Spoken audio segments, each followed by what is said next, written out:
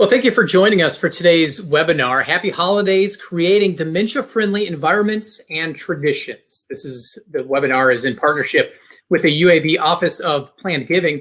I'm Greg Berry, Assistant Director in the UAB Office of Alumni Affairs. Just a quick disclaimer, as always, since this is a virtual discussion, please don't be surprised if you hear or see any technical issues or anything that may seem out of place. Dementia family caregiving can be extremely difficult, especially during the holidays. Today, we're going to get a little bit of advice and some strategies of how to cope through the times. At the end of today's presentation, we will have time to address questions that you may have, so put them in the chat box, please. At this time, I would like Kimberly Kopic, Director of Development for the UAB Office of Planned Giving, to introduce today's guest. Kimberly. Thanks, Greg. And hello, everyone. It is my pleasure this afternoon to introduce Dr. Rita Jablonski, our speaker. Dr. Jablonski blends clinical research with clinical practice, offering persons with dementia and their caregivers the best of both worlds. She is a professor in the School of Nursing at UAB and maintains a faculty practice as a nurse practitioner in the Memory Disorders Clinic, Division of Memory Disorders and Behavioral Neurology. Dr. Jablonski is an established researcher who has received funding from the National Institutes of Health, the Brookdale Foundation, the John A. Hartford Foundation, the Centers for Medicare and Medicaid Services, and the U.S. Department of Defense. She is a fellow of the American Academy of Nursing and the Gerontological Society of America, which means two major organizations officially recognize the impact of her work. She has over 50 peer-reviewed publications, but still finds time to write her blog. You can find that at www.makedementiayourb.blog. Dr. Jablonski, thank you so much for being here with us today. Well, thank you. I am delighted. So everybody, I hope this answers some questions and gives people ideas as we embark on the holiday festivities. Okay. So as was mentioned, many of these ideas are on my blog, Make Dementia Your B, and there's a Facebook page. And while my family caregivers love the name of the blog, some of my bosses did not. But you know what? I'm tenured, so there. Okay. Yeah. Challenge accepted. Yeah, if you get all that means if you're tenured is it takes them a longer time to fire you. And I love to teach, so go ahead. Anyway, the thing with Christmas and Hanukkah and Kwanzaa and all the various holiday traditions, are you doing this for your loved one with dementia or is it for you? And that's something people struggle with. I hear a lot of times people may say, well, we're going to do X, Y, and Z because this could be Dad's last Christmas. Or I want the grandkids to know Mom before her memory gets worse. Those are valid concerns, but you really have to accommodate the person with dementia and not the other way around. And that's going to be the theme for today's talk. I'm also going to address some coronavirus concerns, and I also want to state that many good intentions can turn travel and holiday celebrations into a massive nightmare. I've seen it, and I would like to prevent those things from happening. So the goal for my talk today is to provide supportive and realistic ways for families to enjoy the upcoming holiday season by avoiding common sources of caregiver and relative conflict. And when I say relative, I mean your loved ones. Also by avoiding common sources of stress. And also let's throw the coronavirus in there because it's 2020 and why not? Many of us are part of the sandwich generation. That was a term coined by Ken Dykewald, who wrote the book Age Wave. This means we are caring for maybe a generation or two below us, adult children, grandchildren. Some of us may be lucky to have great-grandchildren, while we're also caring for perhaps siblings and aging parents, and some of us may be caring for parents and grandparents. So most of us in our mid-30s, 40s, 50s, 60s, and maybe even a little older are getting squished between the demands of multi-generations. So I just want to acknowledge that. So I hear people all the time say, well, my dad has dementia. He doesn't have Alzheimer's, thank goodness. And there's some confusion around the terms. So real quick, Dementia 101. Dementia is an overall term, like you have car. And just like you can have Hondas, BMWs, Fords, etc., you can have different types of dementia. And some of those different types have their own flavors and their own behaviors. So most people are aware of Alzheimer's dementia. There's also vascular, Lewy body, Parkinson's disease, dementia, frontotemporal, and many others. So I'm going to talk about dementia in general terms today. And one of the things to think about that regardless of the type of dementia, one winds up with the shrinking brain.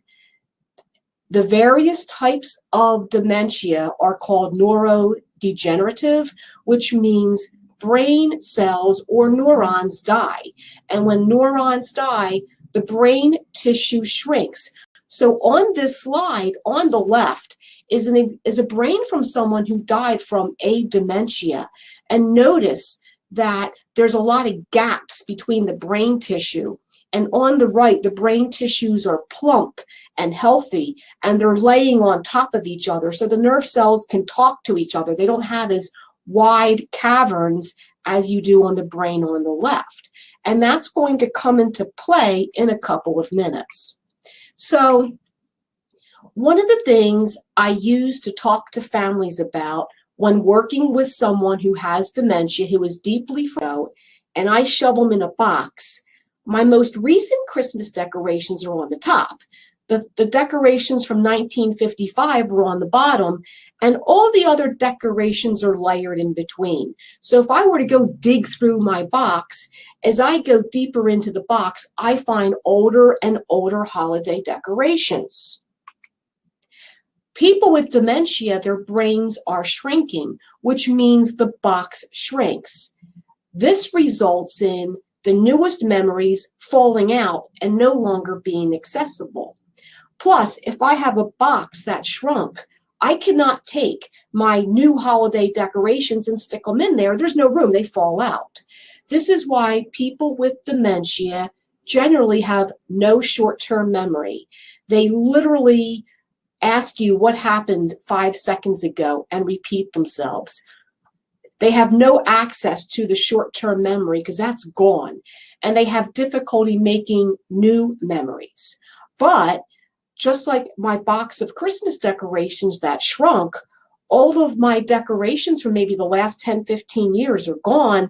But look, I can reach right in and pluck out a decoration from 1972. This is why people with dementia can tell you in fascinating detail things that happened 30, 40, 50, 70 years ago, but can't tell you what happened 5 minutes ago. Another way to think of the brain is the brain loves to compartmentalize. If I have a memory, the brain takes that memory and it takes the emotional part and sticks it in one compartment. It takes sounds related to the email or to the email, great. It takes sounds related to the memory and sticks it in the temporal lobe. It may take images around that memory and stick it in the back of the brain. And even the smells go in there into their own compartment. That's why if you walk into a store and they have all of the Christmas candles in the front and you get a whiff of pine or cinnamon, all of a sudden all these memories flood into your brain. It's because the smell triggered a memory, and that smell literally pulled all of the pieces of the memory from all the different compartments and stuck it together as a unified memory in like nanoseconds. It's really cool. So the brain can be thought of as having well-organized compartments like that very neat and tidy jewelry box. As nerve cells die, though, the memories start to get mixed up as the compartments break down. So the brain's memories start to look like my current jewelry box, where everything is all mixed together. So in the messy jewelry box, if I were to try to extract one of the pearl necklaces, I'm sure an earring and another necklace and maybe a bracelet would come with it. That's one of the reasons that as the dementia gets worse and the person who is forgetful starts to tell an anecdote or a story, they may start bringing in other memories. And so you're sitting there thinking, wait a minute, that sounds like the 4th of July dinner or Thanksgiving or Halloween. Or the person may even bring in a movie they saw or a book they read. That's how memories are made and retrieved. So when you got up this morning, your brain looked like the picture. Your thoughts were going back and forth, and it wasn't so bad. By the middle of the day after the 3rd Zoom meeting, your brain mostly looked like this. This is what my brain looks like right now. So I have a lot of stuff going on, and as you probably do right now. So if you were to ask me a question, it might take me a couple seconds to retrieve because there's a lot going on. But luckily, hopefully, I have enough neuron highway for my thoughts, thought over here and a thought over there, but your brain can't connect the two. And this is why people with dementia start to have problems with using their iPhone and using the remote. As the highways become interrupted, it also may take longer for the person to respond or retrieve a thought because their brain neurons have to go on detours. The body loves to duplicate. You don't have one highway for a specific task. You probably have hundreds of them. But as you have more and more nerve cells break down, you have fewer and fewer routes to get to that memory. It's sort of like, 65 breaks. There's a truck that crashes on 65, so everybody starts to take 31, and 31 becomes easily clogged. So the person is using other pathways that aren't as well developed, so they may take longer to respond, or they become easily overwhelmed in busy situations because they don't have enough nerve highways for all the traffic to occur. Another thing to think about with the holidays is emotions are contagious, both good and bad. I have colleagues that they walk into a room and everything gets brighter and the rainbows come out. We always feel great. We're happy to see these people.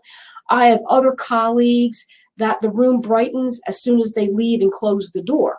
So just like emotions are contagious, you have to watch yourself when you're dealing with someone with dementia.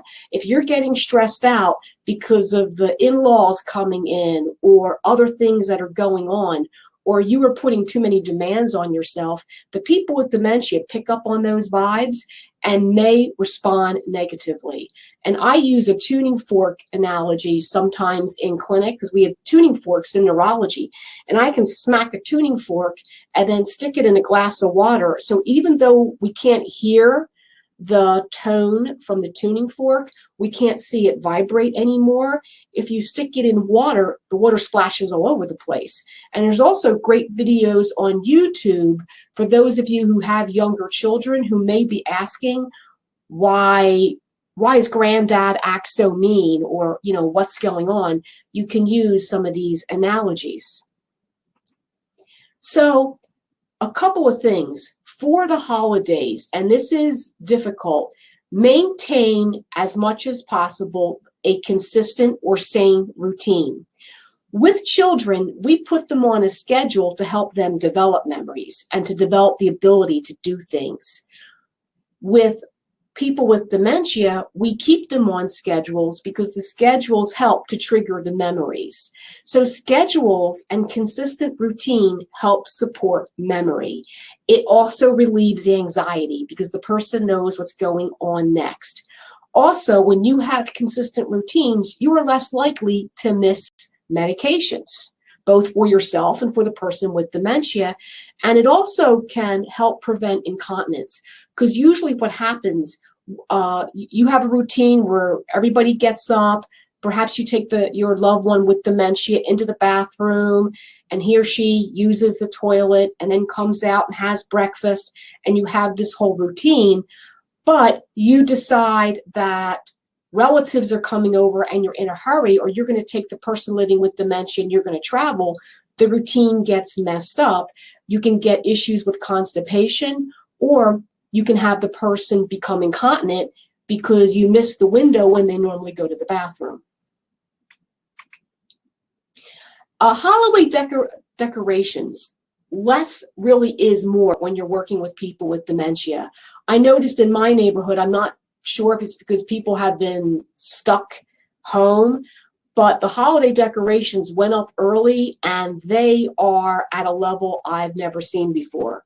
Don't look at my house. Maybe I'll stick a candle in a window and call it a day. But the thing, when you are a caregiver, these decorations can cause safety issues, especially if you have wires all over the place, or if these decorations now create obstacles, or sometimes the lighting can create confusion through creating illusions. And I have a great slide that shows you that. Also, you need to conserve your energy. I don't know what it is about the holidays, but I think all of us feel like we should have this picture perfect holiday, and we all strive to create it, and it never goes according to plan anyway. So you have my permission to maybe stick up a Christmas tree and a wreath and say, done. So talking about illusions. Illusions are when I look at something that is heavily patterned and my eyes and my brain try to make sense out of it. So when I was looking for some flooring, I was in one of the big box stores and I saw this tile and I immediately hated it. And I realized why. Because when I looked at it, I could see on the right kind of a weird face, and to the left, the profile of a duck. So this heavily patterned tile was creating images in my brain, and I found it really annoying. People with dementia are more prone to this because of the visual spatial changes that also take place. So I have had patients in memory disorders who the family will say, oh, she sees faces. Where? Well, she's standing outside looking at the driveway and she says there's faces in the driveway. Well, does the driveway have cracks and patterns in it? And the family member goes and looks and says, well, yes. And I said, it's not that much different from looking at clouds and seeing bunnies and elephants and Elvis in the clouds. So with your decorations, be aware that you may create illusions. And so the person with dementia may say, oh, there's a man standing over there, or there's somebody standing outside the window because of reflections.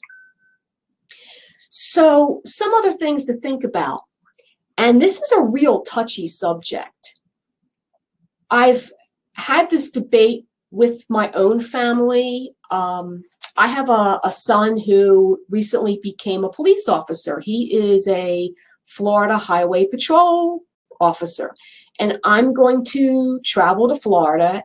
I have a little condo, and I'm going to see him and his fiance over the holidays.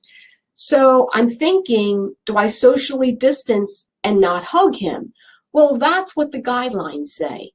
But being a mom and having not seen him since Memorial Day, and this is going to sound terrible, but because of what he does for a living, there is a chance he may go to work and not come home. So when I see him, COVID be darned, I'm going to take the chance and I'm going to hug him, because in my world, I'd rather hug my son and risk getting the coronavirus than not hug him, and I don't know when I'm going to hug him again. Don't judge, it is what it is. So when you are all deciding who should come over, should Nana see the grandkids or the great-grandkids, that is a personal decision for everyone to think about and weigh their own options. Is the risk of contracting the coronavirus worth it? And that's up to each person to answer. And also the next step is, well, what are the consequences? When I get back from vacation, UAB isn't open for several weeks. I took a long vacation. I can go quarantine, but it would be bad for me to go see my son on Sunday and come back on Monday and see patients. So so there's things I have to do to prevent me from becoming a carrier and to act responsibly. So that becomes part of the equation. Also would keep abreast of the CDC guidelines, because as I was writing up this slide, I was going to type stuff in and I thought, nope, don't, because it might change, and sure enough. But again, be aware that testing only says or tells you what was happening the moment you were tested. I could get tested right now, the test is negative, and then I could stop by Publix on the way home and not be diligent about my mask and be wearing like a little chin diaper because I didn't pull it up all the way. And now I'm now sick with coronavirus, but I haven't developed the symptoms yet. Another question I get all the time, mask versus face shields. Masks are better. Some people opt to do face shields so that they can see their loved ones, but the masks do protect you and others much better than the face shields. In fact, the recommendation is mask and face shield on top. Be careful with unusual face masks, because that may cause some confusion to the person with dementia. I mean, I had my nice little horse face mask here, has a nice little horse on it. That's not so bad.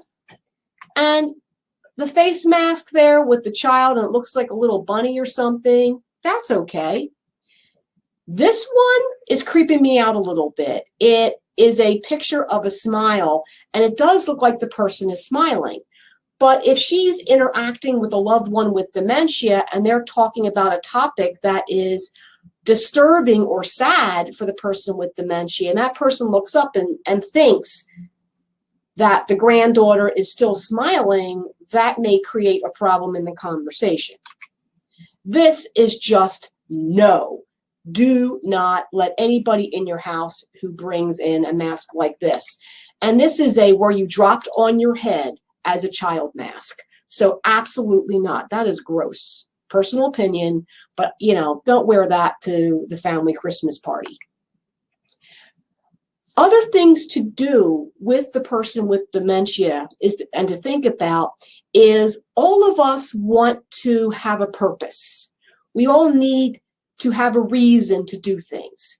So should I have dementia, my outlets, my ability to be needed and to do something purposeful, those outlets decline, but my need to have a purpose do not.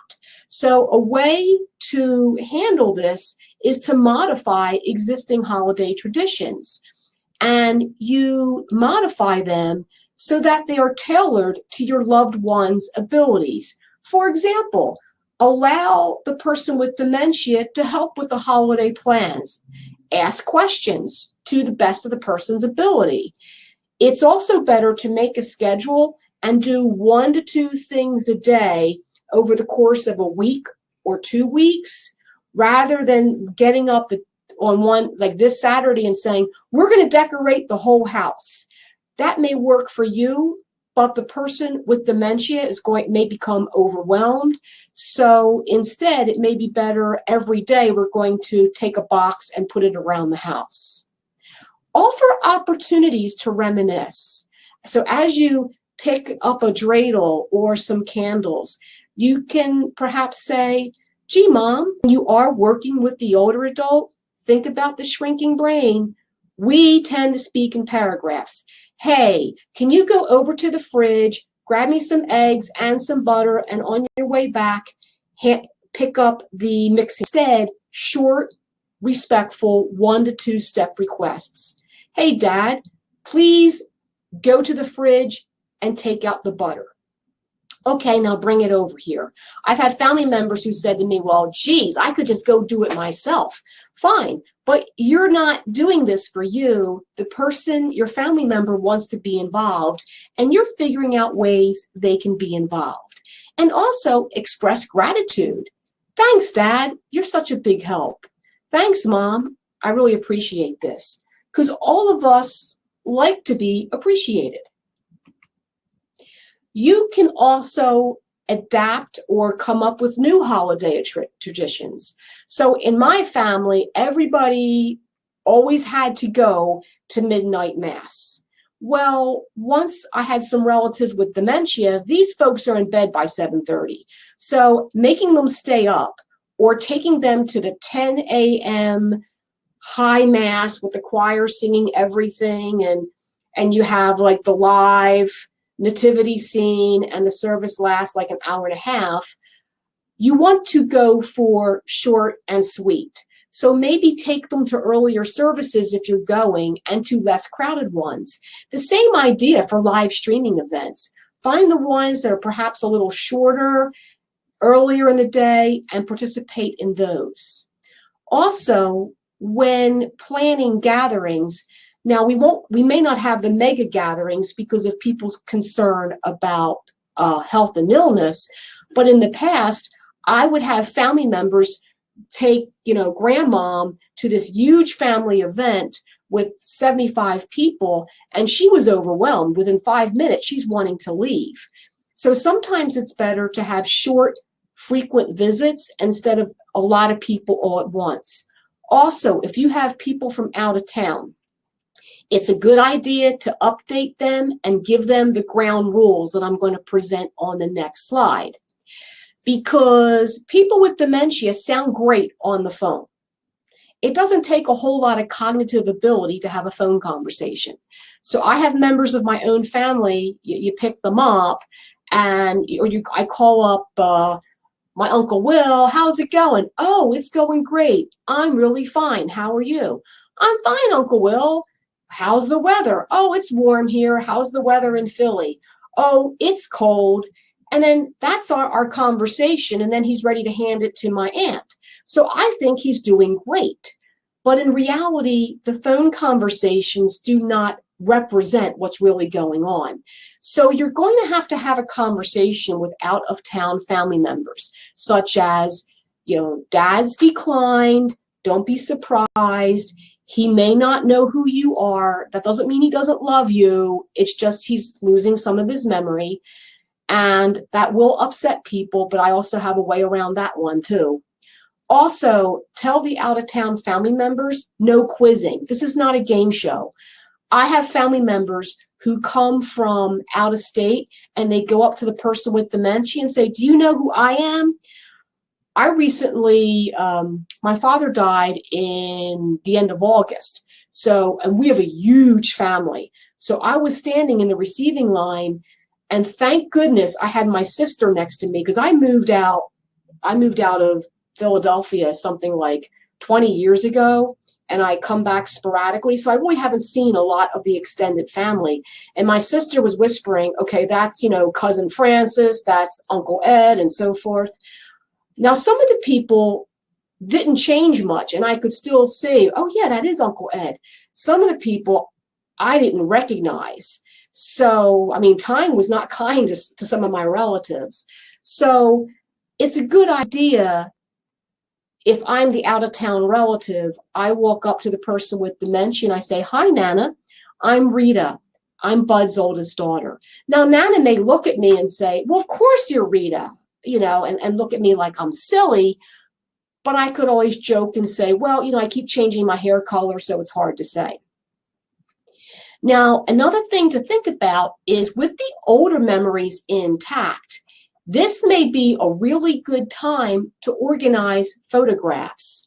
One of the things that really stunk when we were putting together family photographs after my dad passed is some members of the family were OCD, and on the back of each picture, it had names and like November 1922 written on the back. Others had nothing. So we're sitting looking at some of these pictures trying to play guess who's in the picture. So with your relative and their older memories intact, this may be a good time to organize photographs, to digitally record family history, and to capture recipes. I had a colleague who was going back to Brazil, and she had an aunt who was in the mild stage of Alzheimer's. And the cousins were all concerned because this aunt never wrote down her recipes. She would just put together the ingredients and, like, you know, a handful of this, a pinch of that, and make her wonderful cookies and cakes.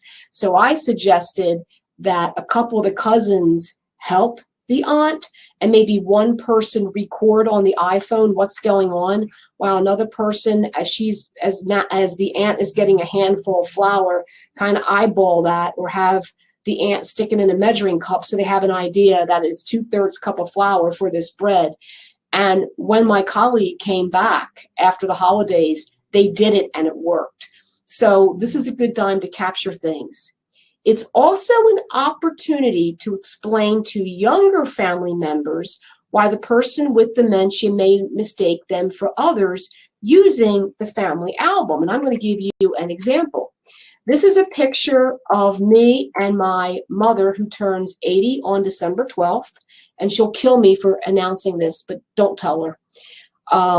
The young lady to the extreme left is my goddaughter, Lauren. The woman in purple to the extreme right is my sister, Lauren's mom.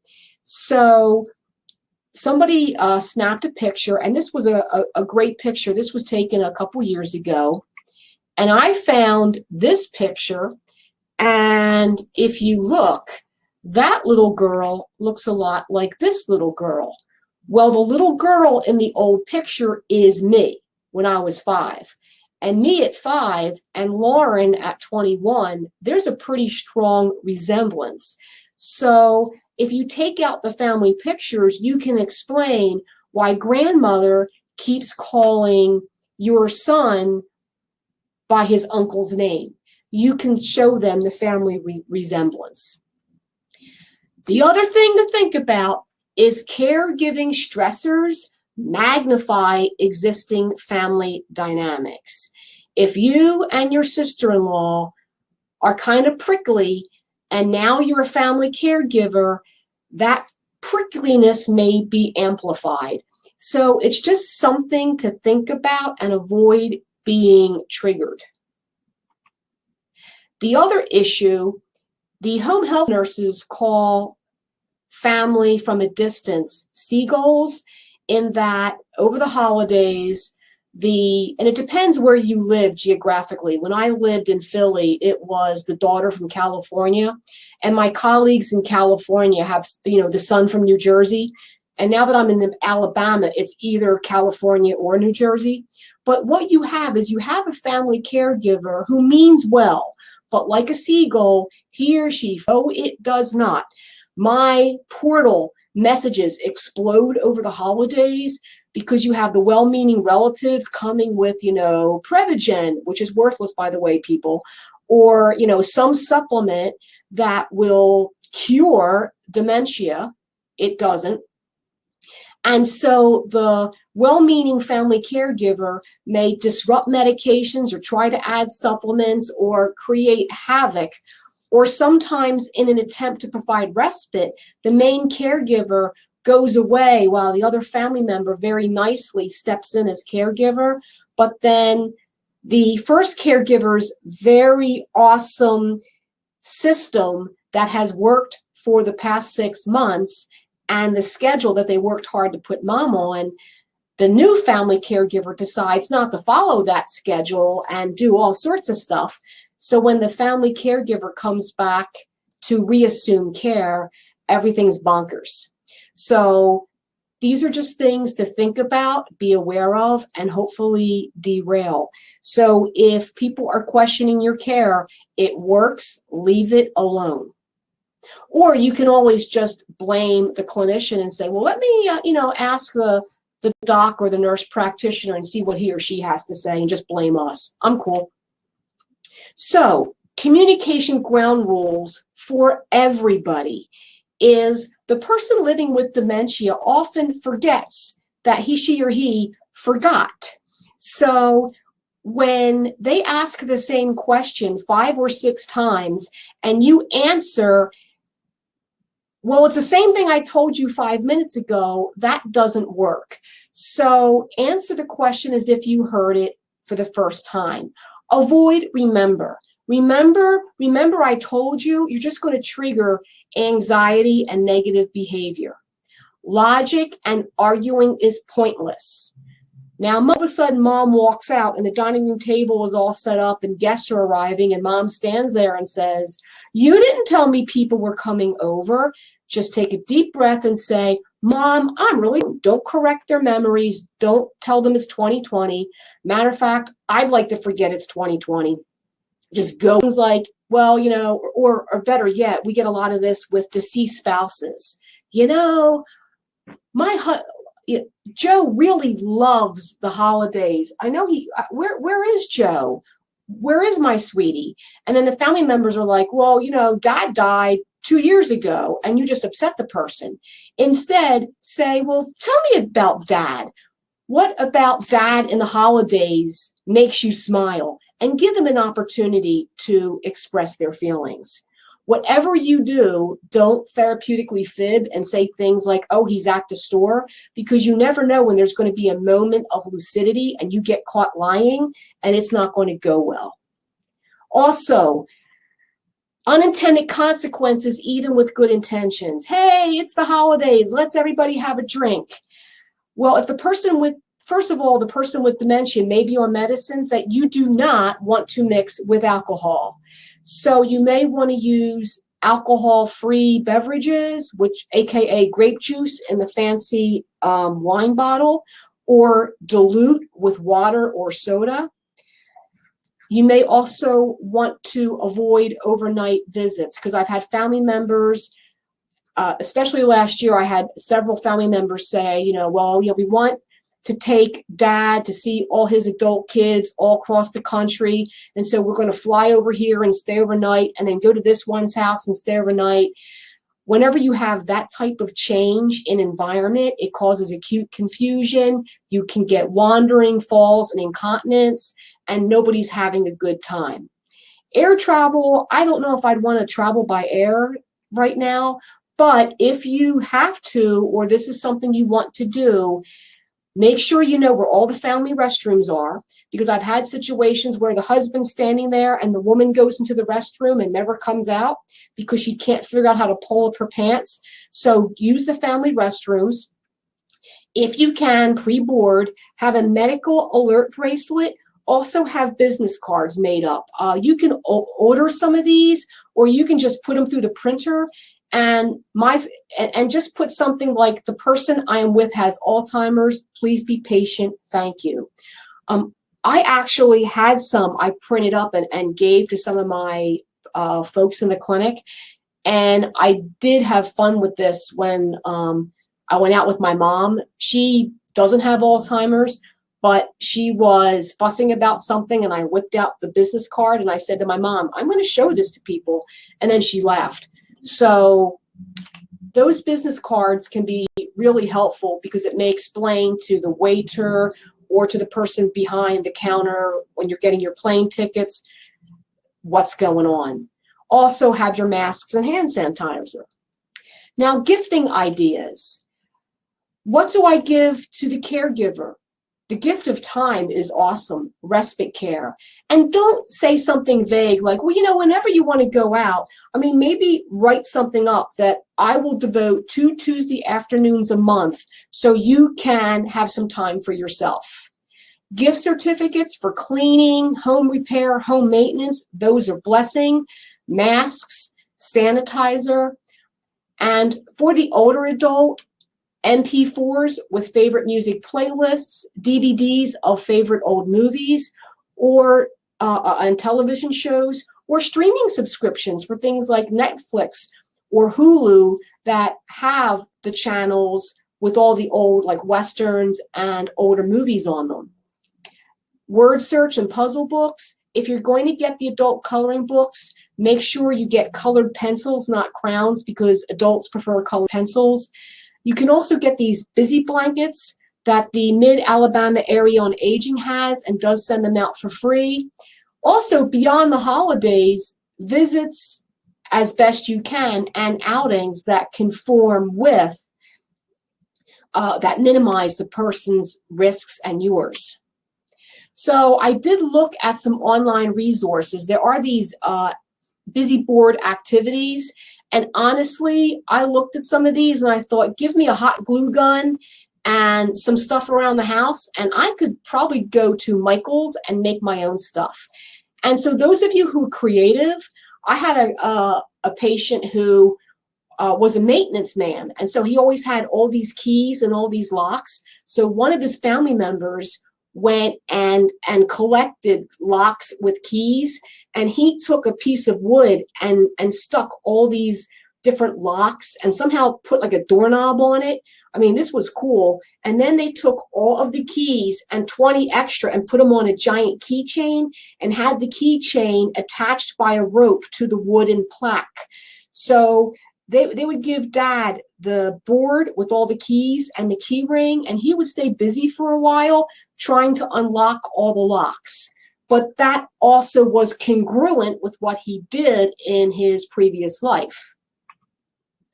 So again, you can go to the Alzheimer's store and get good ideas and do it yourself. Dollar store for coloring books and puzzles. Another thing I did myself is I had a relative who always had to hold on to her wallet, lost her driver's license multiple times, her social security card, because she kept losing her wallet. And then we'd find it like, you know, behind the cat food or under a cushion. So finally, I made her an imaginary wallet where I took her license and just took a picture of it. I scanned it on the printer and laminated it. And then I took used gift cards and stuck them in her wallet. And I always get these plastic fake credit cards from different entities. You've been approved for a loan, and they give you, you know, the John Doe credit card. I made an imaginary wallet for her, and it's safe everywhere she went. And then we got to the point where we had different versions of the imaginary wallet. So if she misplaced one wallet, we had backups. So every time we went out of the house, she had her wallet. So what about family members in long-term care? With the coronavirus, you may be limited into visiting, or one person can visit. So you can consider a drive-by parade or spacing out visits.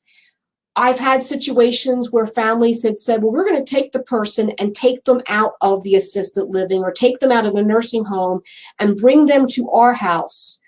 Well, you can get the person really upset, and the upset emotion outlives the memory of what caused it. So that person may stay upset for hours even after you bring them back if it wasn't a good experience. So sometimes it's better to bring Christmas in than take the person out. But that's something that you have to consider. If you do go in to see the person, and I hear this a lot from family caregivers, we come in and the first thing I get is, where have you been? No one has visited me for days, and you come in every day at lunch. Well, that's because the person forgot that he or she forgot. They can't make short-term memories. So you may say, why am I even showing up? Well, while you're there, the warm, fuzzy feeling that the person has while you're visiting will persist after you leave. But sometimes the deep part causes problems. Like you're visiting your loved one and you say, well, I have to go. And the person starts to cry and gets upset. Don't leave me here. Don't go. And now what do? Well, some ways to get out of the room without causing a big scene. The second one is my favorite. I've actually used it. It works great. I'll say, oh, all of a sudden they're giving out the trays. Oh, look, it's time for your lunch, or it's time for your dinner. I need to go fix lunch and dinner, or I'm going to go get something to eat. I'll see you later. And I will. I'll see you later, like tomorrow or in a couple of days. I'm not lying. That's a great way to exit, because I'm not making it a big goodbye. I'm using a normal time of day to exit, or an okay reason.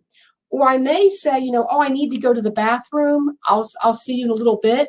And then I know it sounds terrible. I leave and I don't come back. But given the severity of the dementia, the person may not be expecting me back there. So it's a matter of using your own judgment, but having a way to exit that makes sense. So this is what we all want. We all want the perfect holidays. And this is usually what goes on. It doesn't go according to plan. So that's my house with the cat. So the message is enjoy it the best as you can. The real reason for the holidays is to enjoy your family and your loved ones. And I'd also like to thank the Alumni Association for sponsoring this talk, the School of Nursing, my colleagues at Memory Disorders, and for caregivers and care partners everywhere. And in case you're wondering, that is me on the horse. I have a matching elf hat with my horse, and he does tolerate it. So that's how I celebrate the holidays. You know, don't judge. So Thank you so much, Dr. Jablonski. I'm going to go ahead and take that slide down now and keep you up. So we have questions filtering in now. What is the best way to approach an older individual that you think may have memory issues and get them to agree to be tested? Okay, so you need to know that person's value system. So the first thing to say is, hey, Aunt Sue, or whoever the person is, you know, you haven't been to the doctor in a while.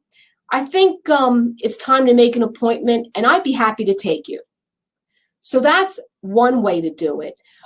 Oftentimes, if you say to the person, you know, I think you're having problems with your memory, you may get a lot of defensiveness. I don't have anything wrong with my memory. There's nothing wrong. So I try to find a physical reason, such as, well, I know you've been complaining of a lot of knee pain. Let's go get that looked at. And then meanwhile, because your primary care provider can do some cognitive testing, they can administer a mini mental, or they can do the clock drawing, or they can ask questions. Or if you're trying to get them to the neurology clinic, you can say, you know, I tend to do things like reflexes or numbness and say, I know you've been complaining of numbness in your fingers. Let's go to the neurologist and get it checked out. So I'm not lying, but I use something else that could go on as the entree to get them into the office.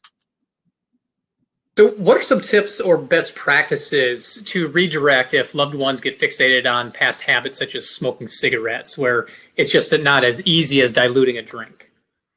Okay, so you have a person who wants to smoke a cigarette. Usually I divert with food, and I'll say something like, okay, in a couple of minutes, meanwhile, what do you think of the cream pie I just made? Can you give it a taste? Or I give them something to do. So, Rita, I need to go get a cigarette, and we have to go outside to smoke. Okay, in a couple of minutes, help me with the dishes first. And usually that's what I keep doing, and I tell family members to do, especially if the person hasn't smoked and quit, and all of a sudden they're moving backwards in time, so they are going back to a time when they did smoke. Okay. So you mentioned preparing other family members for a loved one's decline before the holidays. How do you suggest gently approaching this topic? Because it can't be easy. No, it's not. So some of the things I recommend is, let's say I have my sister Margaret, who's coming from Pennsylvania, and mom's living with me, and I want to prepare Margaret. I'll call her up and say, hey, Margaret, I just want to let you know mom's memory is getting a little worse. And so with her memory getting worse, she's like literally moving back in time. So she may look at you and she may think you're Aunt Peg. And it's just because of the way her brain is working.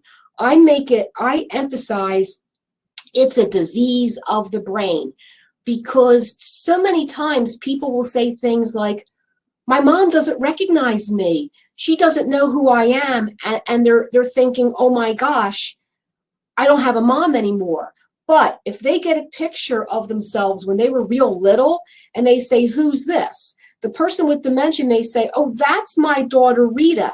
And then what you do is you get a picture of yourself a little older and say, well, yeah, there's Rita when she was 12.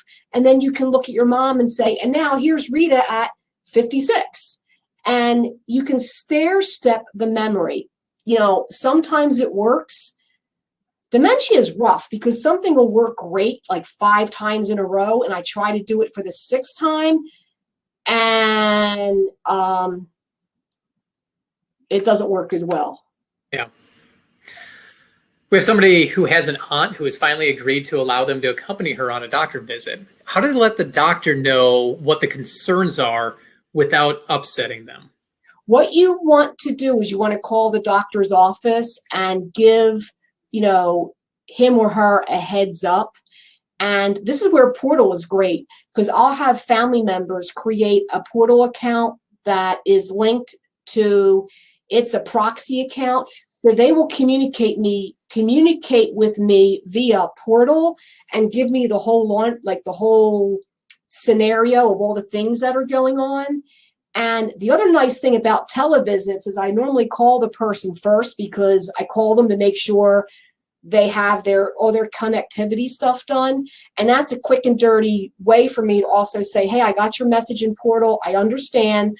I'm going to talk to your mom for 5 minutes. And then I want you to take your iPhone and walk out of the room or hang up and call me back.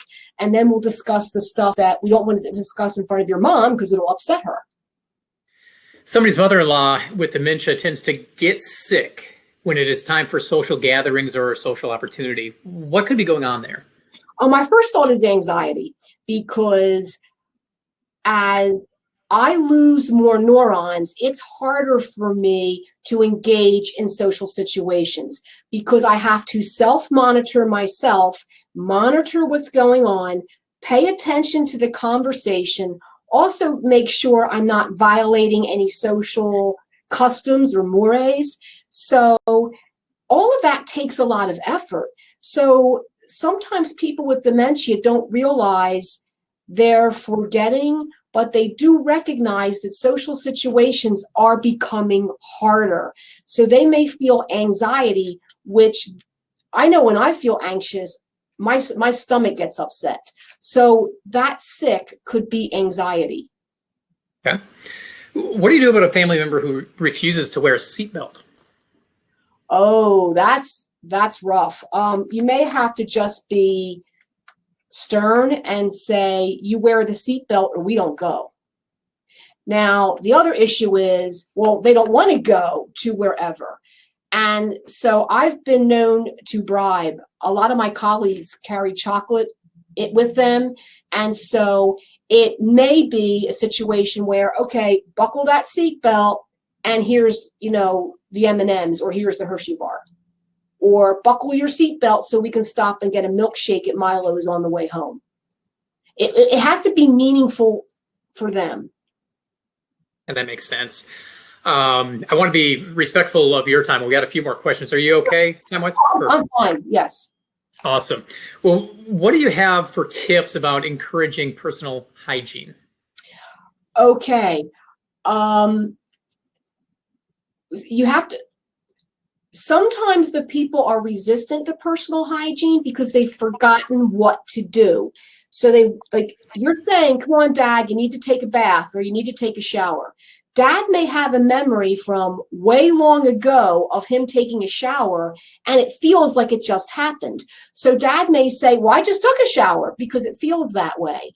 So another way to do this is, I know, Dad, but you need to take one. And sometimes I use physical stuff like, yeah, but your back hurts. Let's run some warm water on the back. I may offer to help the person. Make sure the shower is set up. Because again, it's hard to answer this question generally because it really depends on what is going on. Oftentimes, people think, because I've had people go in, turn on the shower, and then walk out. it's because they've lost track of all the steps and the sequence. And they're not trying to pull one over on you. They literally turn the water on, and their brain is like the jewelry box. So it's like, water on, I'm done. And then they walk out. So they may need more assistance than you realize. Are there other symptoms to look for besides forgetting things that may suggest dementia? Yes, changes in personality, because there's a type of dementia that involves the frontal, the part of the brain, so it's more executive. That's sneaky, because these people can count backwards. Like if you give a person with a frontal temporal dementia a typical cognitive test like we do in memory disorders or in your regular office, they can count backwards from 100 by 7. They can tell you the 5 words. They can draw the cube, and they know that today is, December 3rd and Biden was just elected. But if you have them do some more executive things, like I often say to people, do this, and they go like this, because it takes executive functioning to recreate this hand gesture. And a lot of your cognitive tests are not heavy in assessing executive function, so that's why people do so well.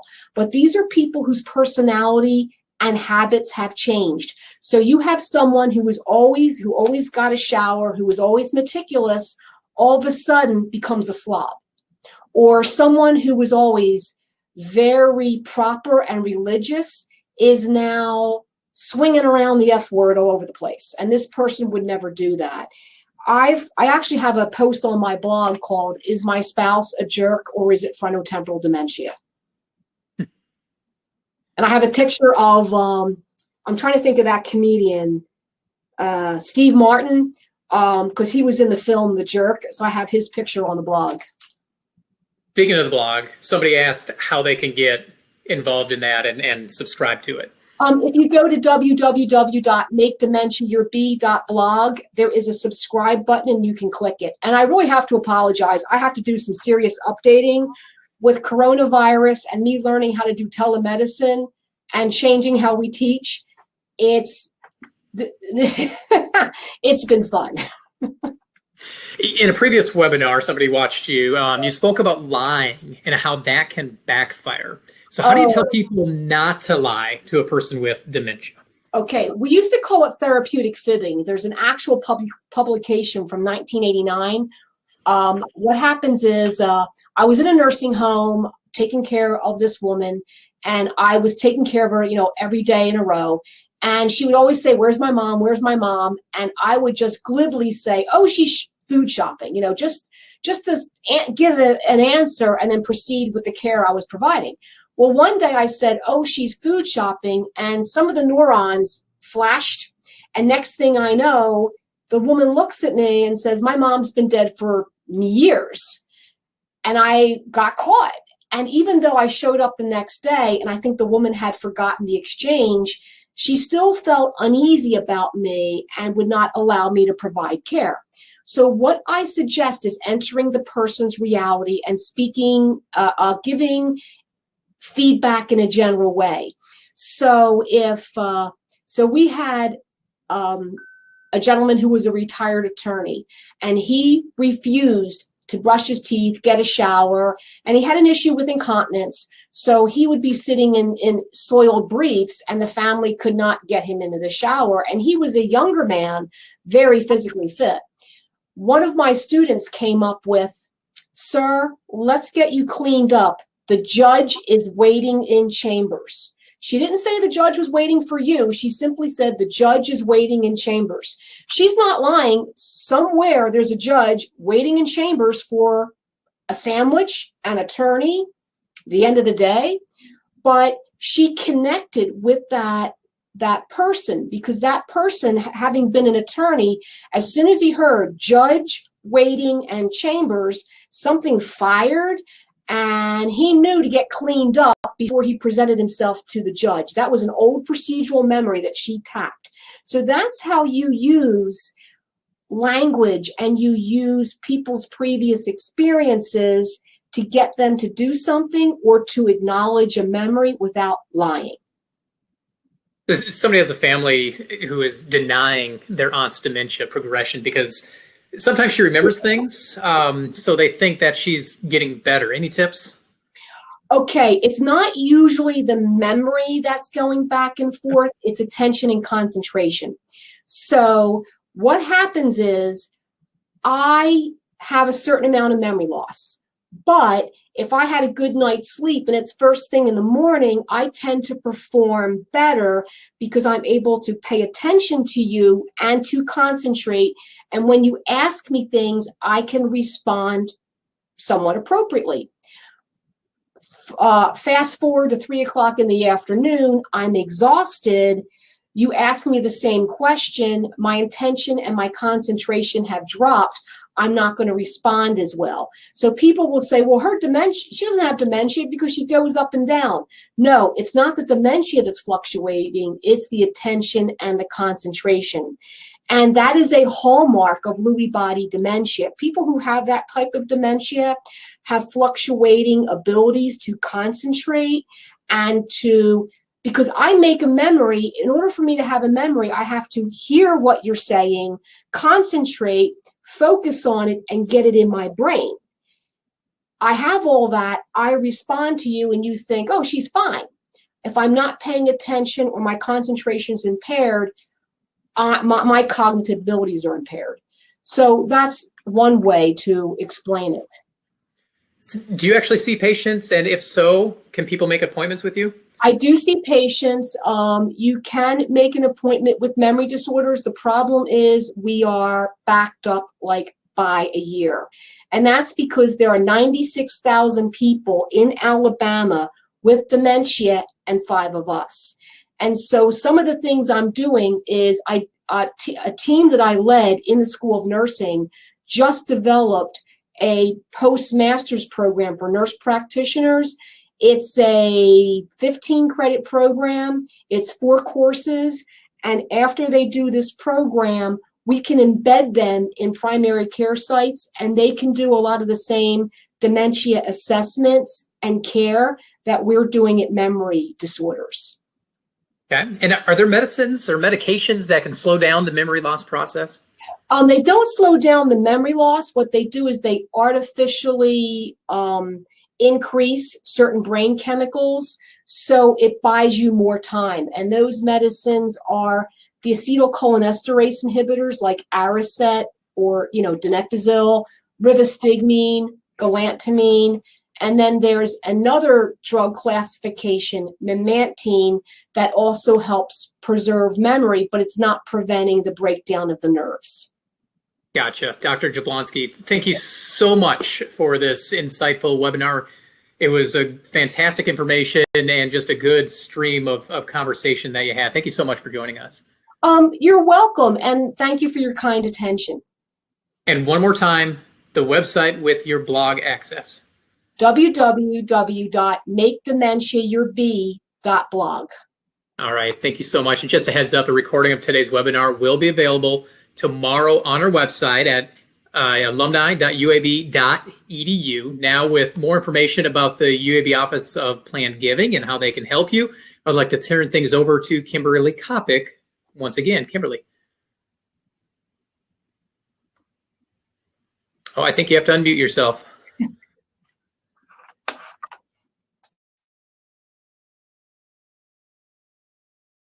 No, still cannot hear Kimberly.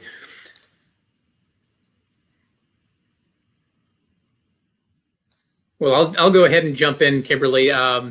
They would love to hear from you. Her and Mary Jane Gibson are there to serve as a resource for alumni, friends, people that are looking to make planned gifts. And they can be reached, you see the numbers on the screen, to reach Kimberly Kopic, 205-975-5970. And the email address is kkopic@uab.edu. Or you can contact Mary Jane Gibson, the development coordinator, at 205-996-7533 or mjgibson@uab.edu. Be sure to join us for upcoming virtual events and listen in on our podcast. Check out the UAB Green and Told podcast. It comes out every other week. You can find it on Spotify and iTunes or visit alumni.uab.edu/greenandtold. Upcoming events include on December 15th, Hamilton, the Musical, the webinar. Yeah, we're not kidding about this one. Join us with Dr. Brian Steele as we go into all things Hamilton. On January 12th, we welcome Dr. Jim McClintock for From Penguins to Plankton, Impacts of Climate Change on Antarctica. And then on January 21st, find out how artificial intelligence holds the potential to revolutionize libraries and information work with AI libraries. And then don't forget about us on social media as well. We are at UAB Alumni on Facebook, Instagram, and Twitter. You can also look us up on LinkedIn by searching UAB Alumni Career Community. Finally, if you want to get in touch with the UAB National Alumni Society, the UAB Office of Alumni Affairs, you can email alumni@uab.edu or visit us at alumni.uab.edu. We will have that replay of this webinar on that website tomorrow. Go ahead and look for that. Once again, thank you all for joining us for today's discussion with Dr. Jablonski. Have a great afternoon. And as always, go Blazers.